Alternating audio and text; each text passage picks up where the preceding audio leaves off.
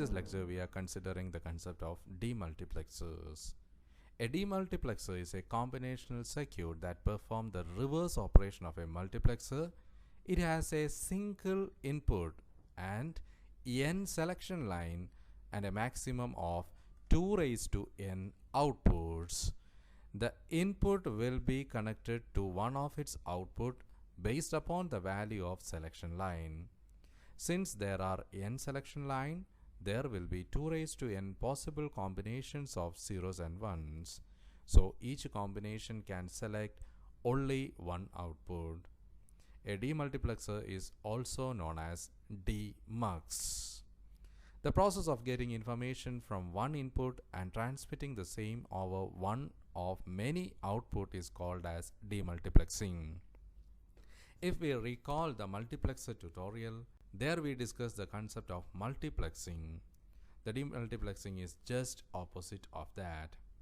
A demultiplexer is a combinational logical circuit that receives the information on a single input line and transmit the same information over one of the n possible output lines. In order to select a particular output, we have to use a set of select lines, and the bit combination of these select line control the selection of specific output line to be connected to the input at a given instant. This figure illustrates the basic idea of demultiplexing, in which the switch of the input to any one of the 4 output is possible at a given instant. If a multiplexers are called as data selectors, then the demultiplexers are called as data distributors, since they transmit the same data which is received at the input to different destinations. Thus, a demultiplexer is a 1-to-n device, where the multiplexer is a n-to-1 device. This figure shows the block diagram of a demultiplexer, or a simply demux. It consists of one input line, n output line, and m selection lines. In this, m select lines are required to produce 2 raised to m possible output lines. For example, a 1-to-4 demultiplexer requires 2 select lines to control 4 output lines. So now we are considering a 1-to-2 demultiplexer. A 1-to-2 demultiplexer consists of 1 input line, 2 output line, and 1 select line. The signal on the select line helps to switch the input to one of the 2 outputs. The figure shows the block diagram of a 1-to-2 demultiplexer with additional enable input. In the figure, there are only 2 possible ways to connect the input to the output line. Thus, only one select signal is enough to do the demultiplexing operation. When the select input is low, then the output will be passed to Y0, and if the select input is high, then the input will be passed to Y1.